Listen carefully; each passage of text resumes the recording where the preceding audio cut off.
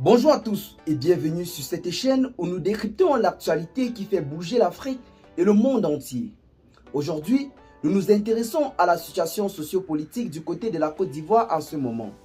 Un pays qui semble se diriger vers une nouvelle crise après des décisions récentes qui ont déjà commencé à faire des vagues dans le pays.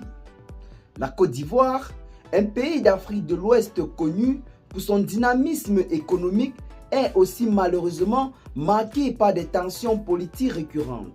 Ces tensions remontent à des décennies avec la crise post-électorale violente, notamment celle de 2010 à 2011, qui a véritablement fait plusieurs victimes. Aujourd'hui, le pays semble à nouveau être au bord de l'instabilité. Hier, une annonce a secoué le pays. Les noms de Laurent Gbagbo, ancien président, Guillaume Soro, ancien premier ministre, et Charles Blé Goudé, figure politique proche de Laurent Gbagbo, ont été officiellement exclus des listes électorales. Ces exclusions interviennent à quelques mois seulement de l'élection présidentielle prévue pour se tenir d'ici octobre prochain. Pour rappel, Laurent Gbagbo avait été officiellement acquitté par la Cour pénale internationale après des années de procès liés à la crise post-électorale de 2010. Son retour en Côte d'Ivoire en 2021 avait suscité beaucoup d'espoir pour certains, mais aussi des craintes pour d'autres. Guillaume Tigbafori Soro, quant à lui, est en exil après avoir été condamné par contumace pour atteinte à l'autorité de l'État. Quant à Charles Blé Goudé, il est également une figure clé de l'opposition ivoirienne. Ces exclusions sont perçues par beaucoup comme une manœuvre politique pour écarter des candidats potentiellement gagnants pour le pouvoir en place. Dans le même temps, le président actuel Alassane Dramane Ouattara semble se préparer à briguer un 4e mandat. Cette annonce, bien que officieuse pour le moment, a déjà provoqué des vives réactions dans le pays. Rappelons que la constitution ivoirienne limite normalement le nombre de mandats à 2.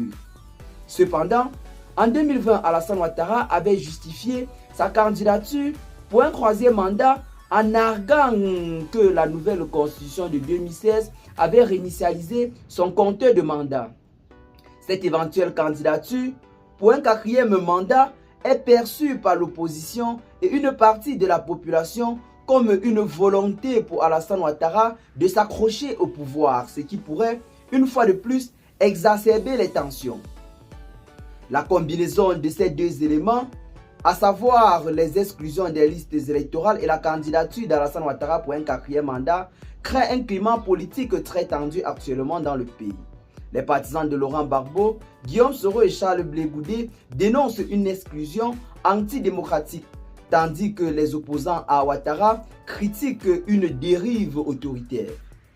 Les réseaux sociaux s'enflamment déjà et dans les prochains jours, des manifestations pourraient éclater dans le pays.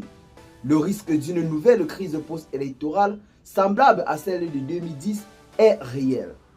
La Côte d'Ivoire se trouve donc au carrefour très critique en ce moment. Les décisions prises dans les prochains mois détermineront si le pays peut éviter une nouvelle descente aux enfers ou elle sombrera dans une nouvelle période de violence et d'instabilité. Et vous, qu'en pensez-vous de cette situation? Pensez-vous que la Côte d'Ivoire peut surmonter ces tensions et trouver une issue pacifique? Partagez massivement vos avis dans les commentaires. Abonnez-vous à la chaîne si ce n'est pas encore fait et à très bientôt les gars pour de nouvelles notes d'informations. Ciao.